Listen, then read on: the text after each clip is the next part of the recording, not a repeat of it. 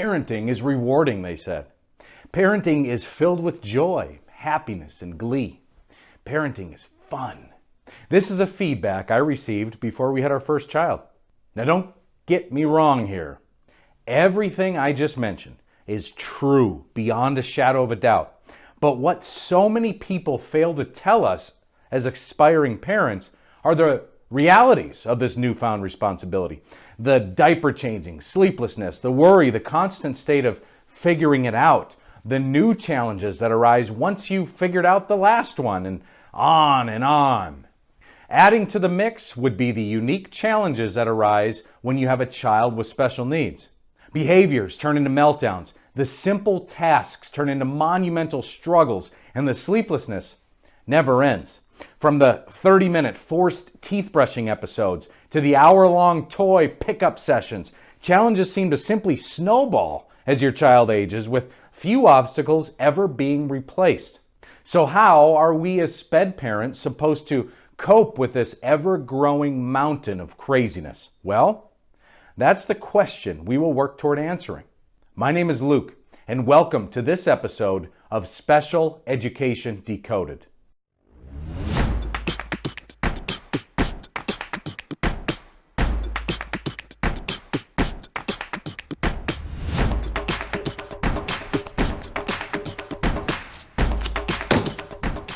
Before we dive into tips for managing life as a SPED parent, I'm hoping you can help. On the bottom right-hand side of your screen, you're going to see a little logo with the word subscribe on it. Click that real quick. Thank you so much. As a parent of a child with special needs, it can be completely exhausting at times. Just as you finally lay your head down on the pillow after a day of redirecting, calming, and helping through transitions, your door opens and your little one is back for more. And just like that, you're off again for a third round of it's time for night-night.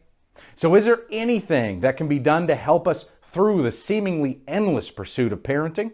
I've asked the same question a lot and have received some great advice both from my special education expert wife and our team.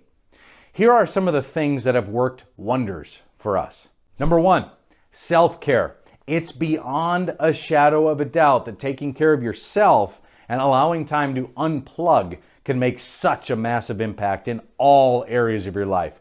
In fact, this tip is so important, we made an entire video about it. Click above to check that out. Number two is consistency. Here's a fact.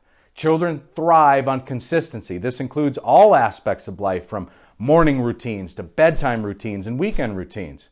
When it comes to family activities, such as going out to eat or going to the park or movies, make sure it's the same day and roughly the same time every week. This leads us to the discussion about schedules.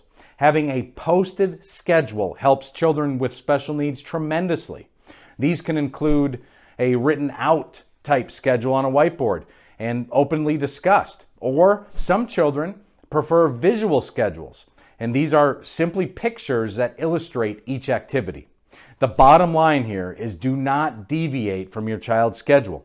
If something new is in your week, like holidays, simply add it to the schedule mentioned above. Number three, live in the moment. Children need to know you're paying attention to them. When they don't see that you are, they'll act out to gain your attention.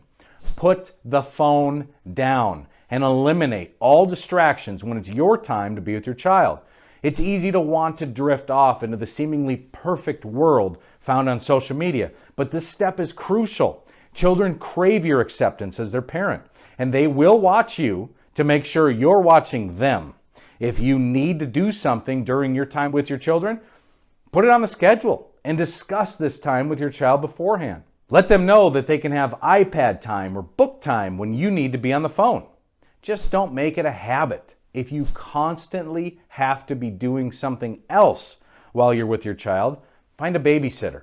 It is such an important development time for kids. Living in the moment with them is something they will forever remember.